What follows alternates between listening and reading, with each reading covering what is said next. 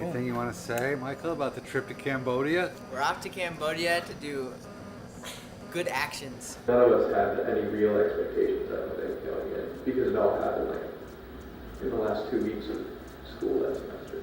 Unlike other trips where there was an entire semester of preparation, we didn't really have any preparation. We were kind of just thrown into it, which was like exciting in its own way, but also kind of confusing at times. Grace? Hi, going to Cambodia. All right.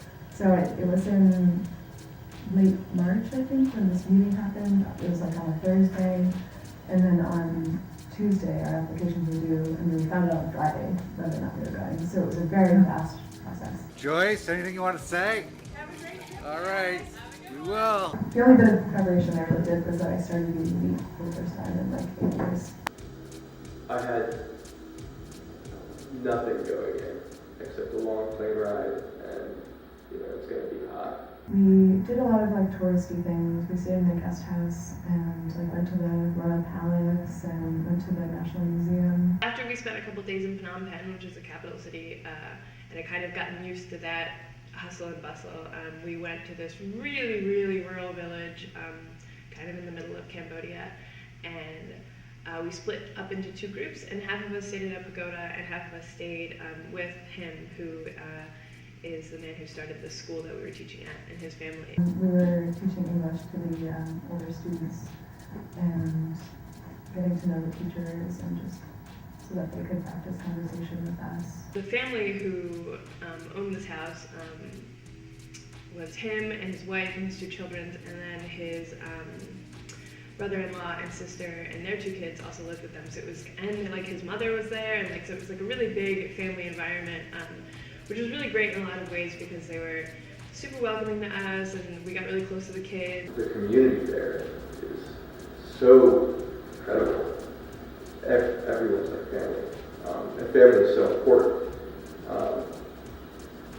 And we got there and we were treated so well. Well, certainly some of the connections I've made were really wonderful and inspiring. I'm still in touch with Marin.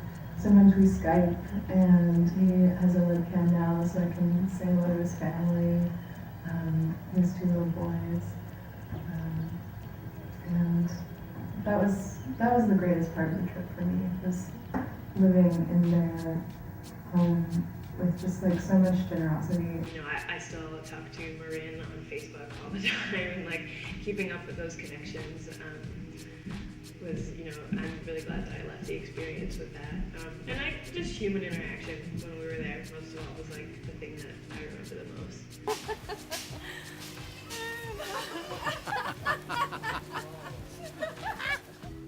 I don't think there's going to be any place in the world I can go that is going to be harder than Cambodia for me.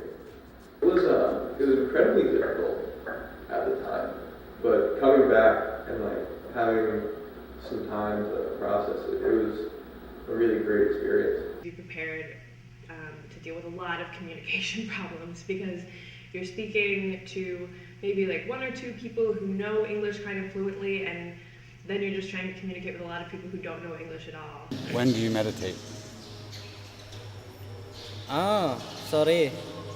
I don't know. I felt like I couldn't talk to anyone we were meeting, because they spoke English, but most of the time not very well. Take the time to read up on the history of Cambodia, and maybe even spend some time learning the language a little bit. It's a really complex language to learn, and we picked up a little bit while we were there, but it's much easier to communicate in any way when you know even a little bit of Khmer. This is something that I didn't really come up with on my own, but Kathy asked us to do some reflective writing after the trip was over,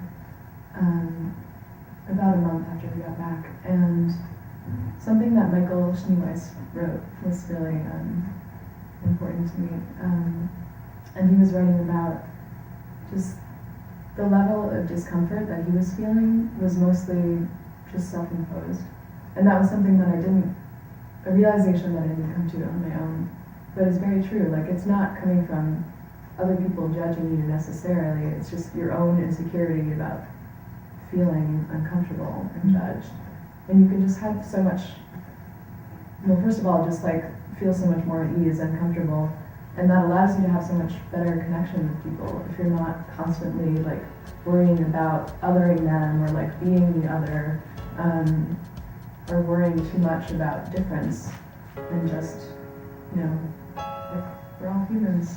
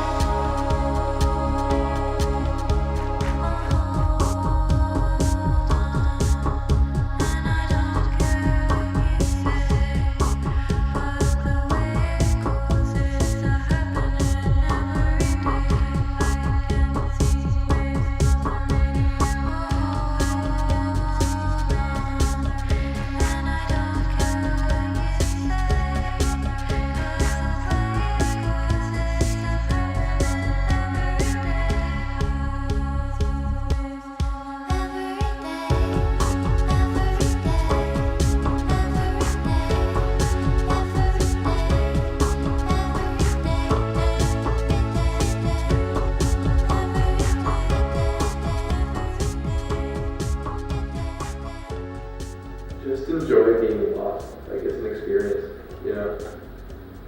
You'll either find your way or someone will help you find your way.